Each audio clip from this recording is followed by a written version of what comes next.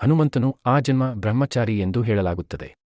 ಆದರೆ ಅವನಿಗೆ ಬೆವರಿನ ಹನಿಯಿಂದ ಜನಿಸಿದ ಮಕರಧ್ವಜ ಎಂಬ ಮಗನೂ ಇದ್ದಾನೆ. ಮಾತೆ ಸೀತೆಯನ್ನು ಭೇಟಿಯಾದ ನಂತರ ಭಗವಾನ್ ಹನುಮಂತನು ಲಂಕಾವನ್ನು ಸುಟ್ಟುಹಾಕಿದನು ಎಂದು ನಮಗೆಲ್ಲರಿಗೂ ತಿಳಿದಿದೆ. ಆದಾಗ್ಯೂ ಹನುಮಂತನು ಎಲ್ಲ ಬೆಂಕಿಯಿಂದ ಬೆವರುತ್ತಿದ್ದನು ಮತ್ತು ತನ್ನ ದೇಹವನ್ನು ತಣ್ಣಗಾಗಿಸಿಕೊಳ್ಳಬೇಕೆಂದು ಬಯಸಿದನು. ಹಾಗಾಗಿ ಹನುಮಂತನು ತಾನು ಸ್ನಾನ ಮಾಡುವುದೇ ಉತ್ತಮವೆಂದು ಒಂದು ನದಿಯ ಬಳಿಗೆ ಹೋಗುತ್ತಾನೆ. ನೀರಿನಲ್ಲಿ ಸ್ನಾನ ಮಾಡುವಾಗ ಮೀನೊಂದು ಹನುಮಂತನ ಬೆವರಿನ ಹನಿಯನ್ನು ಸೇವಿಸಿತು. ಮೀನು ಗರ್ಭಿಣಿಯಾಯಿತು ಮತ್ತು ಅಹಿರಾವಣನೊಂದಿಗೆ ಕೆಲಸ ಮಾಡುವವರಿಗೆ ಸಿಕ್ಕಿತು. ಮೀನನ್ನು ಕತ್ತರಿಸಿ ತೆರೆದಾಗ ಅದರೊಳಗೆ ಒಂದು ಮಗು ಅರ್ಧ ಕೋತಿಯಂತೆ ಮತ್ತು ಅರ್ಧ ಸರೀಸೃಪವಾಗಿತ್ತು. ಅವನಿಗೆ ಮಕರಧ್ವಜ ಎಂದು ಹೆಸರಿಡಲಾಯಿತು.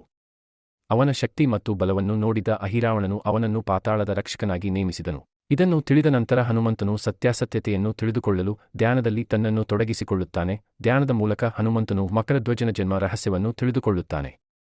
ಮಕರಧ್ವಜನ ತನ್ನ ಮಗನೆಂದು ತಿಳಿದು ಮತ್ತು ಅವನು ತನ್ನಷ್ಟೇ ಶಕ್ತಿಯುತನು ಎಂದು ಸಂತಸಪಡುತ್ತಾನೆ. ಹೀಗೆ ಭಗವಾನ್ ಹನುಮಂತನ ಬಗ್ಗೆ ತಿಳಿಯಲು ಈ ಚಾನಲ್ನನ್ನು ಸಬ್ಸ್ಕ್ರೈಬ್ ಮಾಡಿ ಮತ್ತು ಬೆಲ್ ಐಕನ್ ಕ್ಲಿಕ್ ಮಾಡಿ.